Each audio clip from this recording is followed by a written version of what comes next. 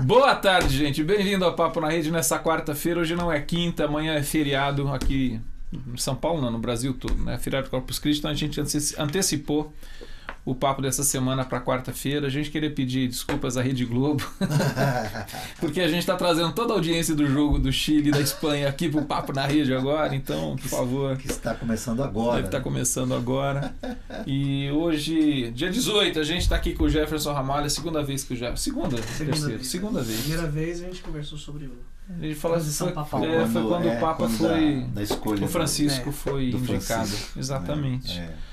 E a gente vai conversar hoje um pouquinho sobre história, porque esse é o assunto do Jefferson, que é historiador, está fazendo o doutorado dele na Unicamp, nessa área. Aliás, eu acho, deixa eu mostrar o trabalho dele, faz 2 anos.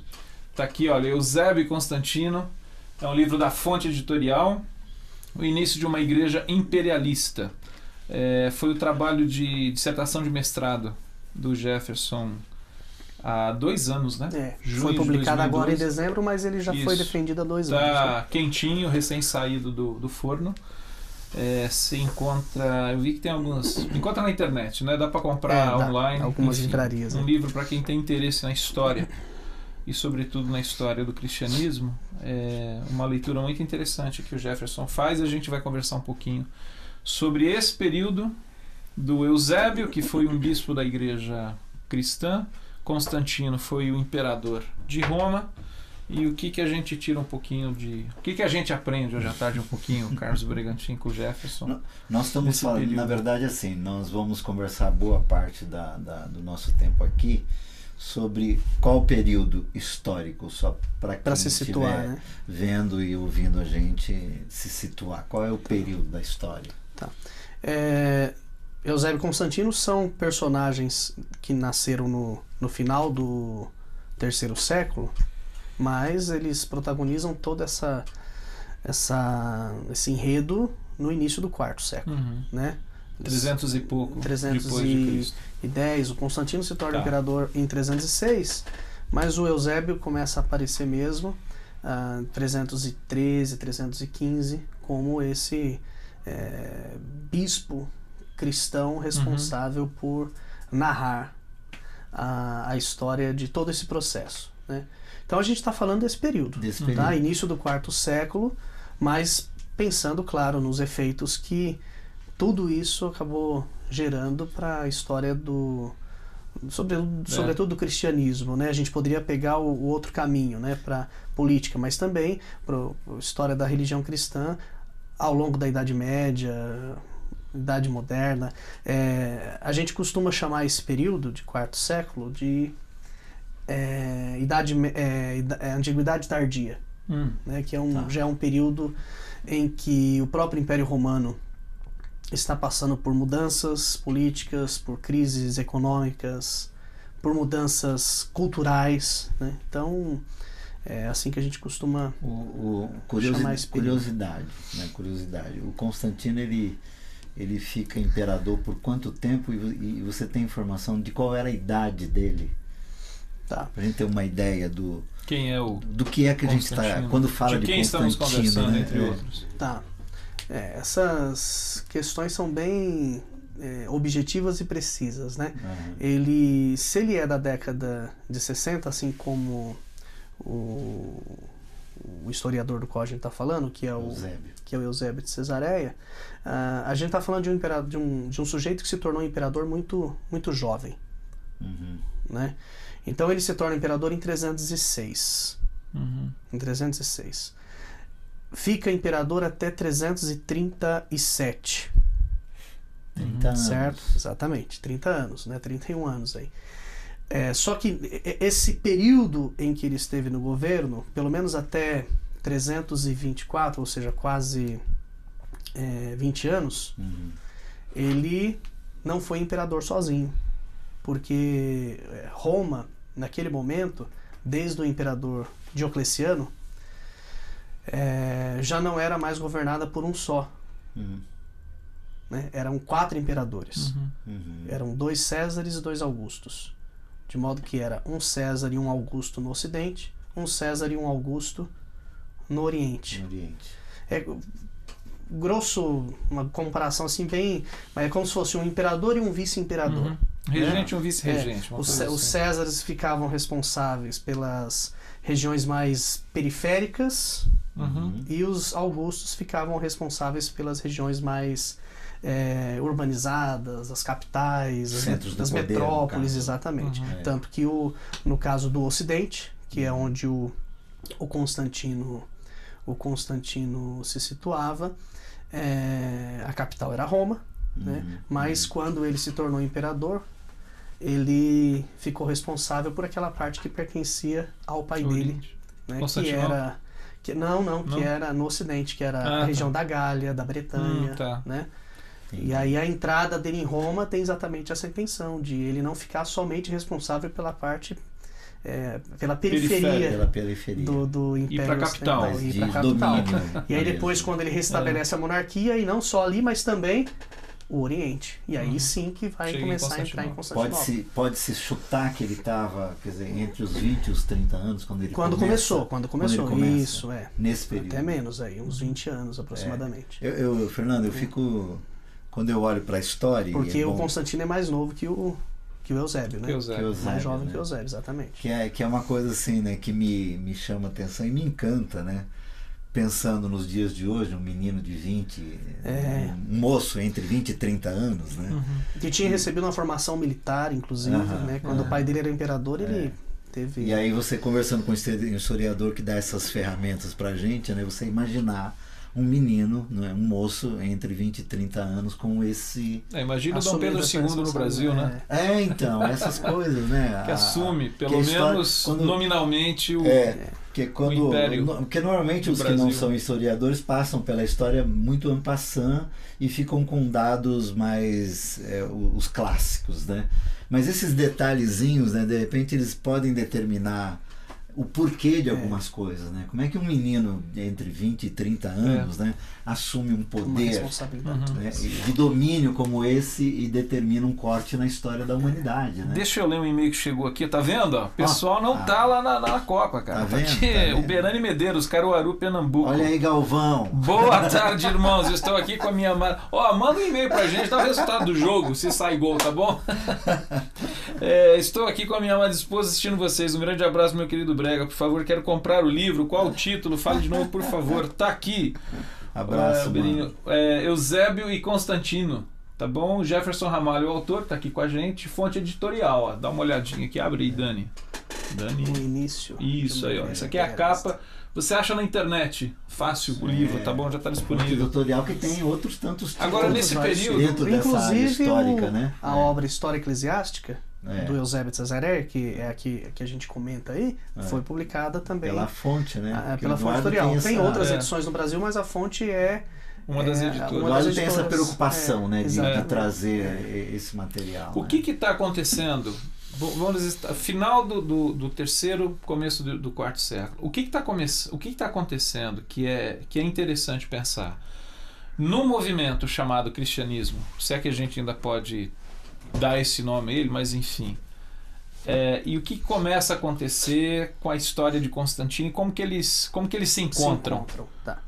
Jefferson, que é interessante para a gente pensando assim, talvez de desdobramentos que a gente vai ter desse processo histórico. Hoje, olhando depois de... Né? Oi? A gente pode te interromper. Sem dúvida, lógico. Que eu também, né? Posso, né? Pode. Os internautas também podem. Principalmente se alguém te mandar o resultado do jogo, você para tudo e fala.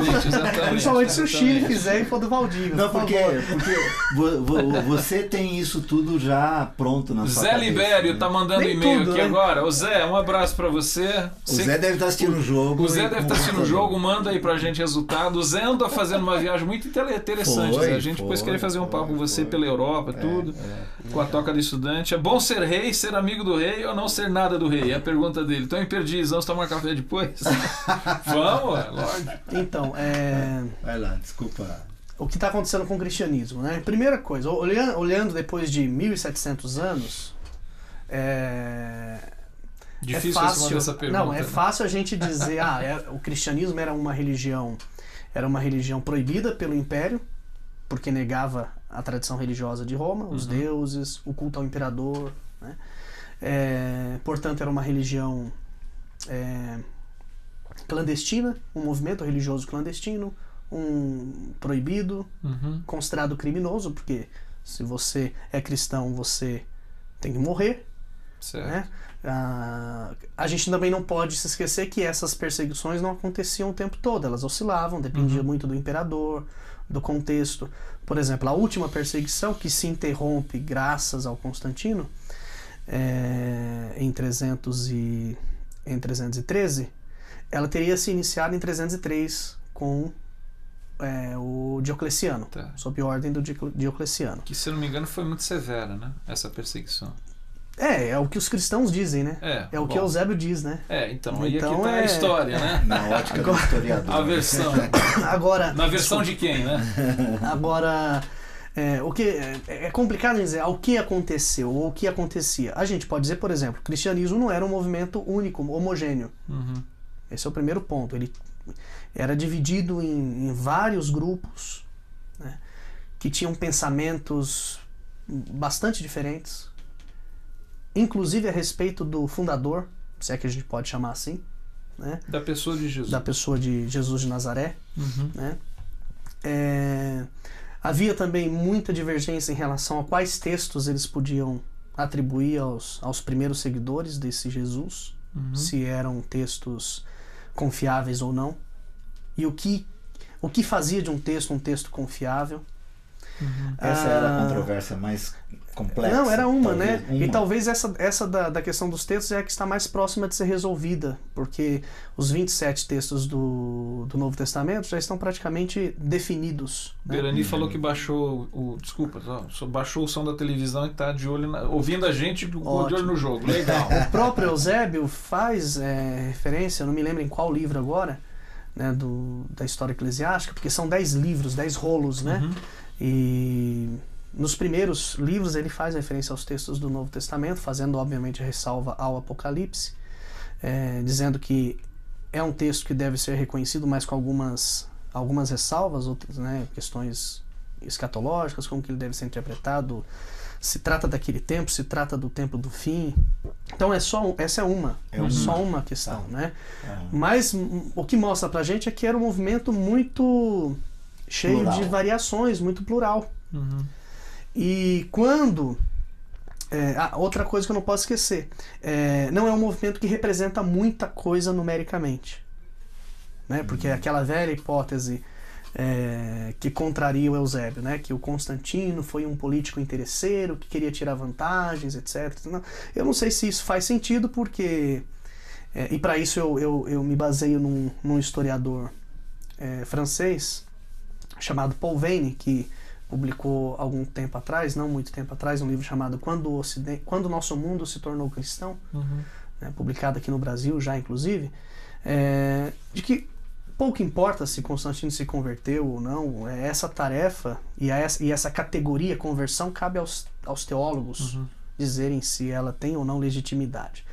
O que é difícil de aceitar é que ele quisesse tirar vantagens de um movimento que não representava muita coisa. Não tinha expressão. Não tinha expressão. E, além disso, além de não ter expressão, não estava política crescendo. Numérica. Desde 303 estava diminuindo, porque se estava sofrendo uma perseguição da severa, então não estava crescendo, estava em declínio. Diminuindo, estava em declínio. Né?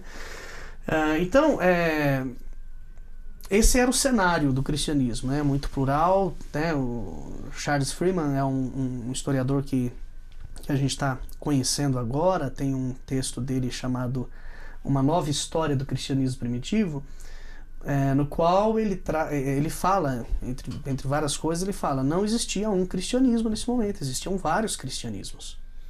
Sobre Jesus, qual era a controvérsia maior? Sobre a pessoa de Jesus? Então, naquele momento, que é exatamente quando Constantino e esse movimento se encontram, a discussão que estava em pauta era exatamente a respeito de Jesus. Arianismo. Né, que era a divulgada pelo Ário, que eu tratei no primeiro texto lá, no Jesus é Deus, né? Okay. Que é se Jesus era divino ou não, criado ou não, porque o Ário defendia isso, né? Que Jesus... Foi a primeira das criaturas. Primeira criação de Deus e se tornou uma espécie de auxiliar de Deus na criação de todas as outras coisas. E o Concílio de Nicéia, que se reuniu em 325, convocado pelo Constantino, né? Convocado pelo Constantino, que participou diretamente de todo o cerimonial, né? E o Eusébio também participa, né? Esse pensamento foi considerado herético, e aí começam a aparecer as chamadas primeiras heresias. O que está dentro e o que está fora. Exatamente. E é complicado, porque a palavra heresia, originalmente, o que ela significa? Ela significa opinião. Então todo mundo tem a sua opinião, a sua heresia. Todo mundo tem a sua heresia. Só que a partir do momento... Qual que é a sua heresia, né, pro jogo de hoje? Desculpa. Vamos lá. Depende, né, do ponto de vista. Você quer que ele fale como espanhol ou como chileno? Exato. Né? Ou no medo de que alguém nos enfrente lá na... Eu, como palmeirense, a minha heresia é de que o Chile vai ganhar com o gol do Valdívia. É lógico. Né? É lógico. Agora... Eu não posso me esquecer que os espanhóis eram os grandes inquisidores, né? Então tem que tomar cuidado, né? É verdade. Agora, a questão é, o movimento que dizia que Jesus não era divino, né? Acabou se tornando, ou sendo considerado oficialmente no concílio como um movimento herético. E a palavra heresia ganha esse sentido que você estava falando, um sentido mais pejorativo, quem mais tá negativo, dentro, quem está fora, aquele que... E aí outra palavra também começa a ganhar força, que é a palavra ortodoxia, a reta doutrina, né? Essa não foi a primeira heresia, né? A primeira controvérsia que apareceu no cristianismo primitivo. Outras, desde o primeiro século já tinha outro, né? Mas o arianismo fica bastante marcado porque ele foi resolvido dessa maneira. Né? As outras foram resolvidas de que forma? Houve uma quando você fala assim, desculpa, foi resolvido dessa maneira, oficial, quer dizer, há uma né? convocação oficial por parte do imperador para se discutir sobre isso. Isso, né? E antes não, né? Antes você tinha escritores cristãos que escreviam obras para combater os chamados hereges, né? Mas nada no sentido de o herege tem que ser condenado ao exílio ou à morte. É a partir daí que começa... A partir daí. Claro que não ainda uma condenação à morte, mas é uma condenação ao exílio. E a exclusão, né? Exatamente. Exclusão, né? Depois de algumas décadas vão radicalizar começar a condenação. Para condenação à morte. Isso mostra que a gente está falando de Concílio de Nicéia quando? 325. Portanto, 12 anos depois do final dessa última perseguição que tinha começado com Diocleciano. Então já é talvez um primeiro reflexo, um primeiro efeito dessa aproximação desse casamento império e igreja. Agora, a ideia de unidade demorou, viu, Fernando? Um tempo ainda. Se você pega, por exemplo, escritos do Crisóstomo, mais para frente, né, no final do IV século, início do V século, você tem sermões dele em que ele exorta, né, quando ele dá uma bronca, né, ele exorta os fiéis da comunidade para eles decidirem. Vocês são judeus ou cristãos? Vocês têm que se decidir, porque no sábado os caras iam para a sinagoga e no domingo iam para a reunião da igreja. Da igreja. Então, as coisas não estavam bem definidas ainda em termos de identidade. Por isso que é difícil você falar em cristianismo lá no primeiro século. Chegou uma pergunta aqui, do Paulo Anselmo, de Amadora, Portugal. Boa tarde. Aí ele diz o seguinte: Proudhon fala de militares que se convertiam e deixavam de servir no exército. E na influência que isso teve na força militar de Roma. Como poderia um movimento residual, a acreditar no irmão Jefferson, afetar as tropas de Roma? Um movimento residual, talvez nesse sentido assim, um movimento que era pequeno.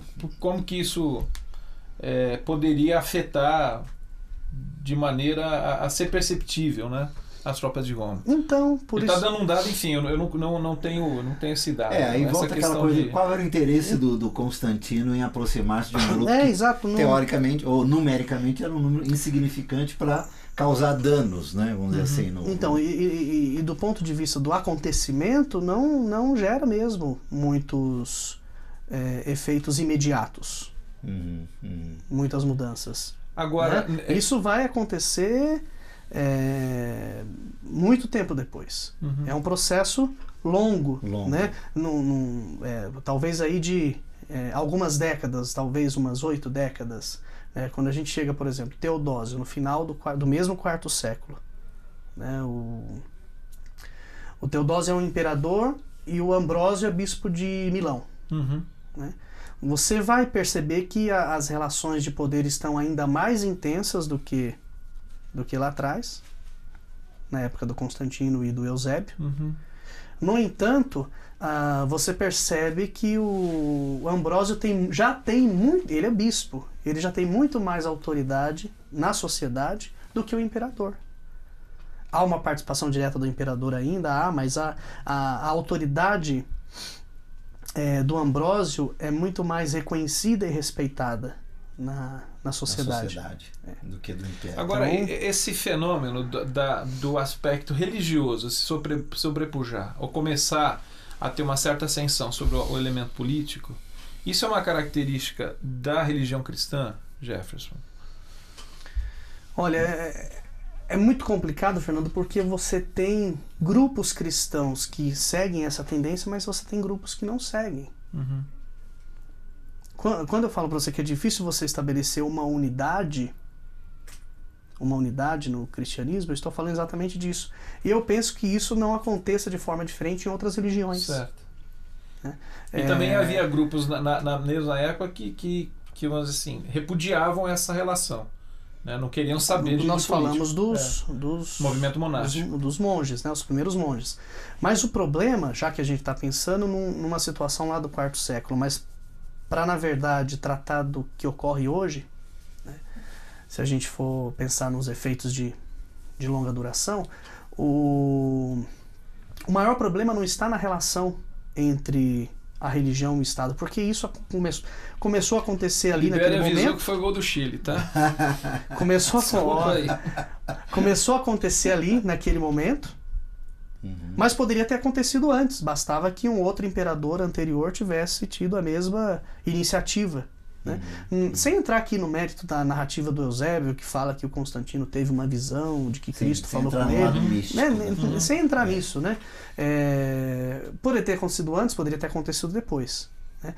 Mas o fato é que a partir do momento que você tem religião e poder público, eles se aproximam. Tanto que antes de ser o cristianismo era a religião tradicional de Roma. Todo imperador romano tinha uma filiação divina. O próprio Constantino, ele foi imperador de 306 até 312, que é a data que costumam colocar a conversão dele. Ele teve 2 filiações, né, em relação a Júpiter e depois em relação a Apolo. E isso tem a ver com articulações internas ali da corte, com Maximiano, com os outros imperadores, alianças. Mas não há problema nessa associação. Não era antipático. Porque isso existe, isso acontece e acontece até hoje. A questão é, quais são os interesses por detrás dos 2 poderes? Do poder eclesiástico, já que a gente está falando de cristianismo, a gente poderia falar de outras, do poder eclesiástico e do poder político, público, quando eles se aproximam. Quando uma comunidade chama um candidato para fazer um discurso. Quando um líder chama um candidato para fazer um discurso. E quando o candidato aceita, né? Exatamente. Ou quando o próprio candidato procura. Exato. Né? Ou o pastor é o candidato. Exatamente. Aí junta tudo. Mas ou alguém da própria membresia. Né? Você falou dessa... Você falou pastor, mas isso serve para os 2 contextos. Católico e protestante. Você falou da prática religiosa do Constantino. A história narra alguma coisa, ou enfim, aí, qual é a história, né? Mas assim, há alguma diferença depois dessa chamada experiência mística de Constantino em termos de uma mudança de prática? Sim. Dele como, vamos dizer assim, antes, notadamente um imperador pagão, naquele aspecto da religião de Roma, e depois disso houve alguma mudança em que é percebido pelos historiadores? Então, o grupo que costuma entender que Constantino tinha interesses nitidamente políticos nessa aproximação vai afirmar que uma das provas de que era um interesse político é o fato de que, mesmo se tornando cristão, ele não impôs o cristianismo aos pagãos. Você pega moedas, 312 conversão, 313 a liberação para que o cristianismo pudesse ser uma religião praticada, livre, né? Mas você pega moedas cunhadas no governo de Constantino na década de 20, tanto na primeira metade como na segunda metade, com inscrições pagãs. Ele não impõe a religião cristã a ninguém. Ele deixa para se batizar somente no final da vida. Ele morre em 337.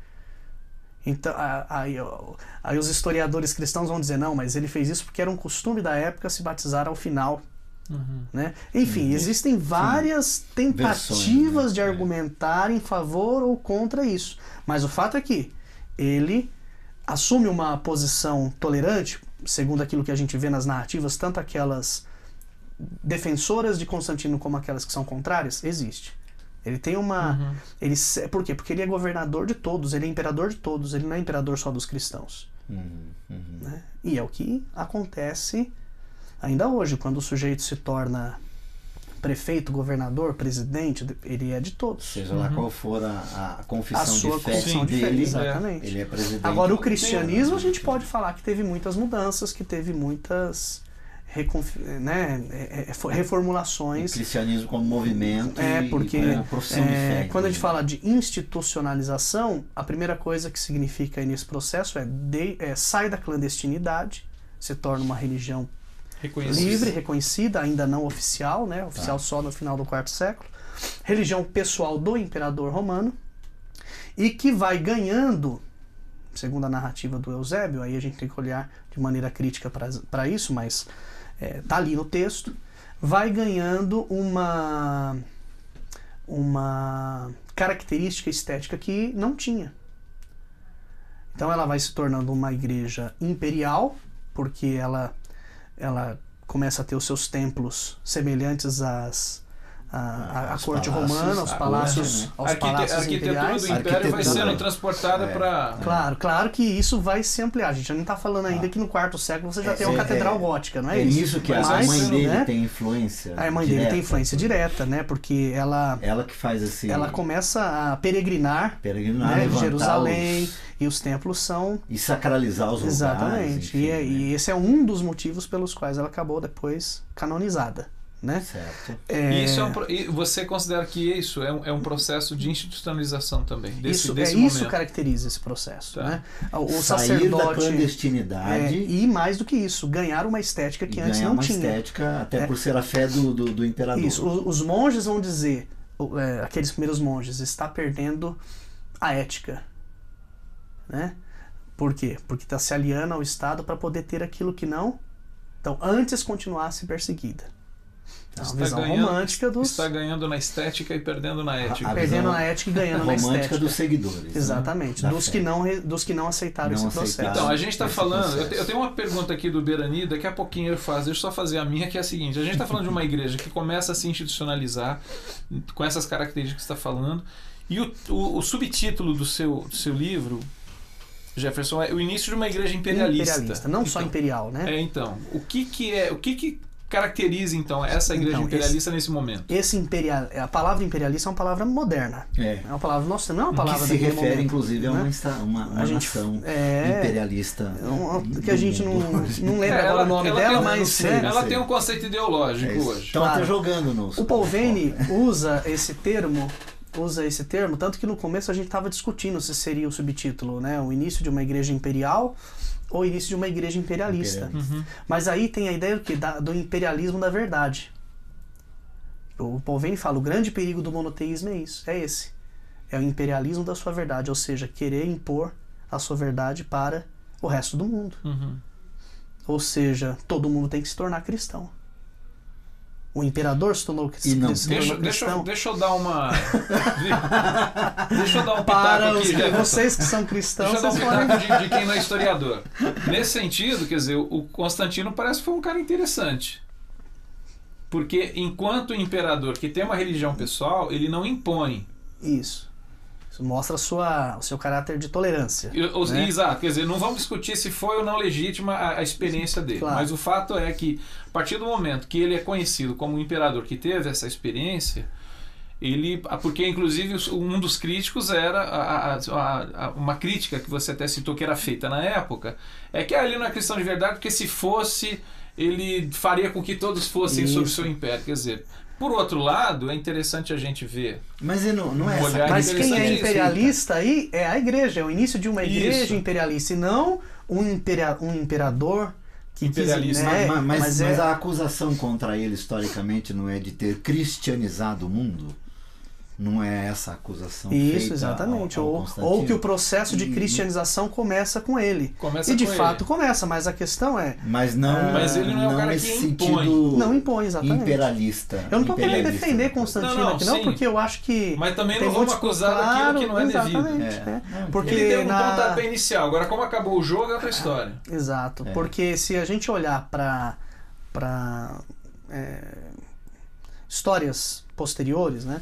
A gente vê reedições de toda essa reedições desse enredo aí. Parece que isso vai ser... Eles são cíclicos. Vou pegar um exemplo, né? Inglaterra no século XVII. Né? Você tem a monarquia, mas você tem o parlamento. Sim. Né? E você tem lá um sujeito no parlamento chamado Oliver Cromwell, de confissão reformada, calvinista, e que consegue protagonizar uma guerra civil na Inglaterra que resulta na queda da monarquia. O rei é degolado e ele se torna o Lorde Protetor. Exatamente. E ele é considerado pelos calvinistas o eleito de Deus, o escolhido por Deus para todo aquele processo.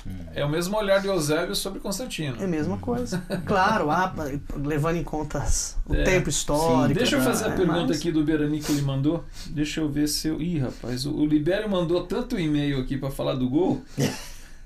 Será que foi do Valdívia o gol? Não sei, deve ter sido, cara. Dá os detalhes, né? Peraí, já. Tá aqui, ó. Bom, na verdade tem 3 perguntas. O pessoal não tá assistindo o jogo não, tá vendo aqui? Tá vendo? A pergunta do Beraneiro é o seguinte, lá de Caruaru. Que pressupostos o Concílio de Nicéia usou para estabelecer os livros sagrados? O que levou Constantino a querer a ligação com os cristãos, os quais eram tão plurais? Essa é uma pergunta. E tem mais 2 aqui, mas depois eu faço. Do Paulo Anselmo, lá de Portugal de novo, que eu já vou fazer. Mas vamos nessa lá de... Primeira coisa, os livros não são definidos no Concílio de Nicéia. Esse é um equívoco, né? Que infelizmente por causa de muitos textos de divulgação, do tipo Código da Vinci, essas obras aí, acaba se... expandindo essa ideia uma verdade de que, não tem nada a ver, os textos do Novo Testamento, né, em particular o cânon do Novo Testamento, ele já estava definido no início do IV século. Você tem comunidades que têm resistência com um texto ou outro, que queria que alguns textos que não foram inclusos fizessem parte, mas o Concílio de Nicéia não trata. Tem o Lutero que queria tirar Tiago, né? Mas aí já é lá. Não, então isso que eu tô falando, quer dizer, coisa sempre tem. 1500 e pouco. O Evangelho de João, o Evangelho de João é um texto que além de ter um problema sério de data, sem entrar na questão de autoria, né? Problema sério de data porque ele é escrito na última década do primeiro século, mais de 60 anos depois da morte de Jesus. É um texto complicado, porque ele usa uma linguagem, ele fala de uma maneira a respeito desse personagem de um jeito que os outros não falam. Os gnósticos gostavam muito do Evangelho de João. Essa coisa de autoafirmação, eu sou o caminho, a verdade, a vida. Né? Várias vezes eu sou, né? O autor do Evangelho de João fala, né? O autor do Evangelho de João coloca né, a narrativa de João. O próprio início, Logos, né? O verbo, no princípio era o Logos, estava com Deus. Que não tem uma ligação genealógica como Mateus e Lucas fazem. Totalmente, é outra narrativa. Então, tanto que foi o último que acabou entrando. Então, o Concílio de Nicéia não entra nessa discussão. Entra, sim, na discussão da Páscoa, da data da Páscoa, mas o foco do Concílio de Nicéia foi aquela que nós mencionamos, né? de Jesus, da natureza divina de Jesus. A outra questão dele foi... rapaz. Tá aqui, o que levou Constantino a querer a ligação com os cristãos, os quais já que era um movimento plural e pequeno. Então, já falamos um pouco das motivações que não são bem claras. Se ele teve uma motivação pessoal, isso é o suficiente para responder, né? É uma motivação pessoal, mas assim, o que ele ganhou com quais isso? São né? os efeitos positivos, não só para a religião, já que a gente viu que a religião acabou ganhando esteticamente, politicamente, o sacerdote começa a vestir roupa de imperador. Seria ele, de fato, um convertido, então? Então, alguns vão defender que... O fato é que se inventa uma tradição, Fernando. Isso dia a gente vai perguntar para Constantino. O fato é que uma tradição, a partir de Eusébio, né, o Lactâncio é um autor contemporâneo a ele, também escreve sobre isso, mas uma tradição é inventada, para usar aqui uma expressão do Eric Hobsbawm, né? Invenção de tradições. Uma tradição é inventada a partir de toda essa narrativa, né? E eu acho que aquele símbolo que tem as duas primeiras letras do nome de Cristo em grego, né? O Ki e o Rho, né? O X e o P, né? Que as pessoas vão nas igrejas do mundo inteiro, veem e não sabem o que significa, né? Ideia do que seja. E aquilo lá é o símbolo que, segundo essa narrativa, Constantino teria visto lá na pintou nos escudos, noite anterior à sua invasão, à sua entrada em Roma para derrotar Maxêncio e assumir a capital. E aí ele se tornaria o único imperador no Ocidente. E aí restaria agora disputar com aqueles que estavam no Oriente. Essa tradição é inventada e esse símbolo está aí até hoje para mostrar e para legitimar esse poder imperialista, que tem a ideia de imposição da verdade, que o cristianismo assume desde então. Paulo Anselmo, lá o que está em Portugal, né? Ele está colocando aqui: a conversão dos militares iniciou-se por volta de 150 depois de Cristo. O serviço militar obrigatório iniciou-se em 250 depois de Cristo, ou seja, 100 anos depois, precisamente por causa da falta de efetivos que se convertiam. Quem se recusava era morto. Exemplos disso são citados por Lacantino e Tertuliano. Isso só diz respeito ao impacto do cristianismo a essa altura, né? Qual a posição do irmão Jefferson sobre o antimilitarismo cristão citado na tradição apostólica de Hipólito e o impacto dessas regras na decisão de Constantino? Irmão Jefferson foi boa. Eu acho que o Paulo está fazendo um contraponto sobre essa questão que eu acho que você colocou anteriormente, Jefferson, de que o cristianismo ele não tinha expressão. Que não era tão interessante, vamos dizer assim, politicamente falando. Eu conheço alguns textos do período patrístico, esses particularmente eu não conheço, mas os dados, né, esses dados de conversão de soldados, é uma coisa que aparece muito nos textos de história eclesiástica. Sim, a contingência era diminuída, né? Por conta dos convertidos que se recusavam a ir para frente de batalha, né? E a gente precisa olhar para isso de uma forma, vou usar uma palavra, problematizante, né? Porque quando eu escrevi essa dissertação, Fernando, eu estava interessado, antes de pesquisar o caso particular, Constantino, Eusébio, relações de poder, em ver como que a história da igreja foi escrita. E ela começa com Eusébio de Cesareia, enquanto gênero literário e historiográfico, né? Então esses dados que ele apresenta pra gente aí, Paulo, né? São dados que aparecem nessa fonte, nessa narrativa cristã, mas com um olhar de dentro. Né? E eu penso que essas conversões... Esse é o pensamento dos convertidos. Né? E eu penso que essa conversão de soldados é uma coisa que a gente precisa também investigar com um pouco mais de cuidado. Problematizar, né? como você diz. Vamos trabalhar com a hipótese de que seja uma informação indiscutível, né? Aí ele pergunta no final, como que o Constantino via isso? Se houve uma conversão pessoal de fato, eu não vejo isso como é uma característica da sociedade que está mudando de religião. Um grupo que faz parte do exército está mudando de religião, e algo absolutamente natural. mesmo fazendo parte do exército. A questão talvez seja como que Constantino via isso antes dele se tornar cristão. Né? Uma vez porque que ele poderia ter uma política de endurecimento, né? Uma vez aos cristãos. Uma vez que ele teve uma experiência no exército antes de se tornar imperador, enquanto o pai dele, Constâncio, era imperador. Ele, depois de se tornar imperador, como eu disse, ele teve filiação divina com Júpiter, com Apolo, ou seja, os deuses que faziam parte da tradição romana pagã, né, o politeísta. Então, como que ele via esse cenário de pessoas que faziam parte do exército sendo cristãs?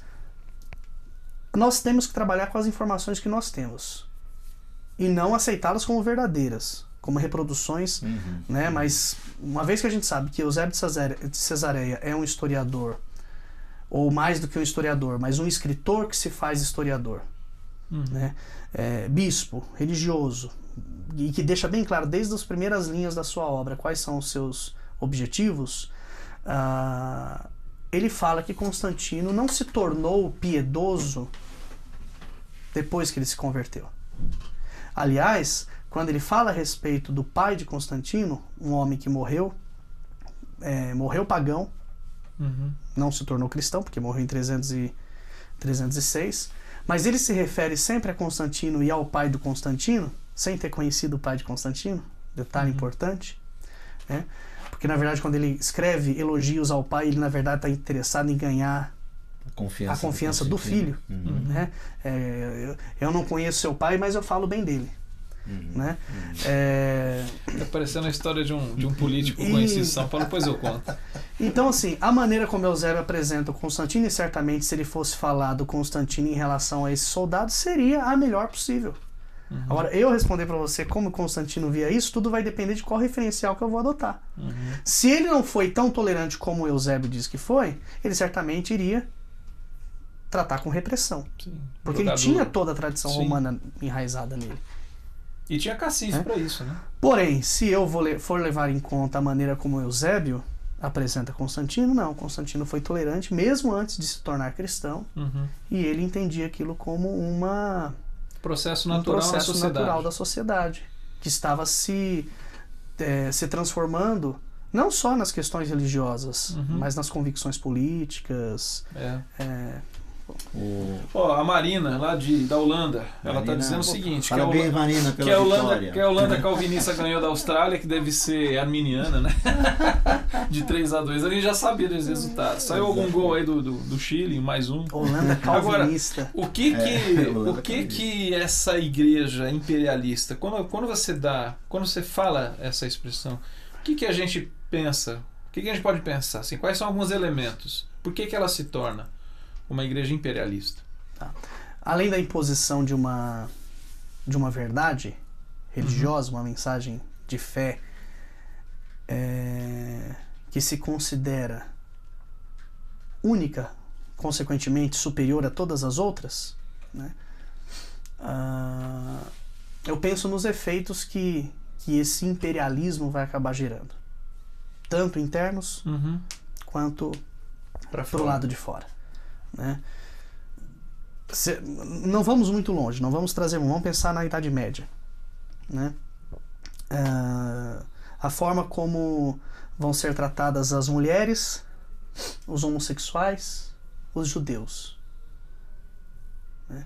Eles fazem parte de grupos sociais que precisam receber essa verdade. Olha só, mulheres, homossexuais e judeus.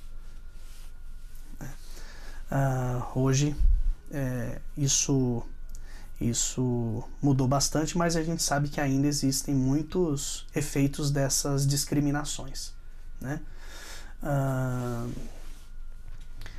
Internamente a gente pode falar, por exemplo, que a igreja, já que a gente pensou, por exemplo, na questão estética, né? As características que ela ganha, né, de corte imperial, né? Se você olhar a epígrafe que eu coloquei no começo do livro aí, que foi uma decisão recente, logo na semana da publicação, é uma frase do do Papa Francisco, sobre o qual nós conversamos um ano atrás, né? Da outra vez que, Posso ler? que eu estive aqui. Pode. Aqui diz assim, deixa eu colocar meu ajudante aqui. Os chefes da igreja muitas vezes foram narcísicos e excitados pelos seus cortesãos. A corte é a lepra do papado. Ou seja... Palavras de Francisco, bispo de Roma. Não é qualquer um, né, falando isso. Ou seja, a religião cristã, ela é imperialista nesse sentido. Portanto, ela não é só imperial no sentido de reproduzir a corte romana, as solenidades, toda aquela estética. O palácio, a roupa... Ela reproduz a ideologia e a política. Jesus começa a ser pintado nos ícones, nos vitrais, por muito tempo, muito mais como imperador. Ele não é mais o bom pastor, humilde, com a ovelhinha no ombro, não. Ele é um imperador. Sim. É o Cristo Todo-Poderoso, né? Tá no alto. Exatamente. E a Espanha tá mais longe, 2-0, tá? O Guarani mandou aqui, segundo gol do Chile. Isso para não mencionar aqui Inquisição.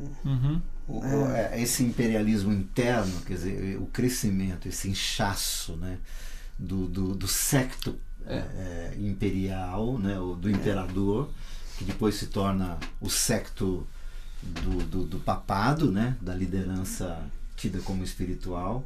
Quer dizer, a própria ornamentação, né, o próprio modo como isso vai sendo... E o status que passa a ter, né? O status, essa estratificação religiosa, distanciando, né, da sociedade. Essa divisão de clero, esse clericalismo surge nesse período. A força... A gente também tem que lembrar o seguinte, já existe mesmo quando religião perseguida, clandestina, que nós falamos, né, antes da... constantinização, como alguns costumam falar, institucionalização, existia sim uma hierarquia interna, uma preeminência, por exemplo, do bispo de Roma, já existia desde Tem 5 bispos século. Ali que eram importantes, sim, né? isso já existia. Tá? Mas, claro, ser bispo no segundo, terceiro e quarto século é uma coisa. Ser bispo no século XVI outra história. Ser bispo hoje. E ser apóstolo hoje, então, nem se fala, né, cara? Então, para fechar, acho que a gente tá precisamos de começar a fazer um fechamento. Na sua observação também, como historiador, e a observação do historiador, como você bem tem dito, não entram nas compromisso convicções, com a objetividade, nas convicções de fé, essas coisas todas. Ela é narrativa, enfim. Mas assim, o que você identifica hoje no contexto religioso, sem a pluralidade hoje muito maior, né? Mas o que você identifica que você poderia dizer assim, tem tudo a ver com esse momento, não é? Ou muito a ver, né? Muito a ver, né? E assim, tipo, é bom ou é ruim? Você falou de que o casamento entre a política e a religião, vamos dizer, no olhar do historiador, ela é absolutamente natural. Ela transversa. O que muda são os interesses, os bastidores, quem ganha e quem perde nessa coisa, né? Mas assim, a transversalidade ela vai acontecendo o tempo todo, né? Mas assim, o que é tão ruim hoje, ou por que é tão ruim, ou por que a gente vê como tão ruim, né, hoje isso? Eu penso que tem a ver com as vantagens que ambos os lados acabam, né? Que as motivações não são nobres. Naquela hora você falou assim, o pastor, o padre, o líder da comunidade, líder espiritual, na época da eleição, transforma o altar da sua igreja, a plataforma onde ele profere sermões, discursos dominicais, se transforma num palanque. Num comício, né? A igreja o seu rebanho o público a ser atingido. A ser convencido a votar naquele sujeito, porque ele vai trazer benefícios para a instituição. Quer dizer, é a não nobreza, né, dos motivos que faz dessa transversalidade uma coisa tão ruim. E eu acho que as intenções do candidato não é nem necessário a gente mencionar, né? A gente sabe quais são os votos que ele vai conseguir nesse domingo nessa igreja, mas no outro domingo naquela, e ao ponto até de dizer que passou a fazer parte daquele grupo só para poder tirar vantagens, né? Mas a questão é, tudo depende do ponto de vista. Se você fosse preocupar com a questão ética que nós falamos, né, a união política e religião é uma coisa natural. A questão é, essa união, ela vai realmente trazer efeitos positivos para o bem da sociedade, onde aquela instituição religiosa está inserida e a qual aquele poder público, se ele for eleito, vai governar, ou apenas vai trazer benefícios para os seus protagonistas, o candidato e o líder religioso. Sim. A gente Quer dizer, vai fazer cansa de ouvir falar vai fazer aí, chover só na horta de um. A gente cansa de fazer chover na horta de tudo. A gente cansa de ouvir falar aí que depois das eleições o pastor se tornou secretário sim, tal, de alguma coisa, coisa do tipo, tal. Que fica muito claro que houve um acordo espúrio nos bastidores desse negócio. Então, legal. É muita coisa, né? É muita coisa, mas eu acho que já foi um bom pontapé aqui. Deu pra... E eu acho que assim, tomara o nosso papo, ele sirva de, ele é um de start, incentivo. Né? Eu acho assim, se a pessoa não quiser ler o livro do Jefferson, que eu encorajo a ler, porque eu acho que assim, a história tem essa capacidade de nos abrir horizontes, né? Fazer a gente fazer novas leituras e tudo mais. E eu acho que é muito interessante, mas pelo menos fazer pensar um pouco sobre, eu acho que essa questão de que a história de quem está vivendo hoje no século XXI, a gente lê a história passada através da lente de outros, né? Mas compreender no mínimo assim que eu estou lendo através da lente de outros e que esses outros eles têm leituras diferentes. Que pode nos dizer, esclarecer. Exato, então tem uma página que nós criamos, né, no Facebook do livro. Para quem leu, Eusébio Constantino. Eusébio Constantino, de uma igreja imperialista, né? Para quem já leu ou para quem tem interesse em ler, e semanalmente lá, ou às vezes até mais vezes numa mesma semana, eu sempre coloco alguma coisa a respeito do livro, alguma obra que saiu a respeito do mesmo assunto. Então, se alguém tiver interesse em dá para ir lá e comentar também alguma coisa, mandar perguntas para você.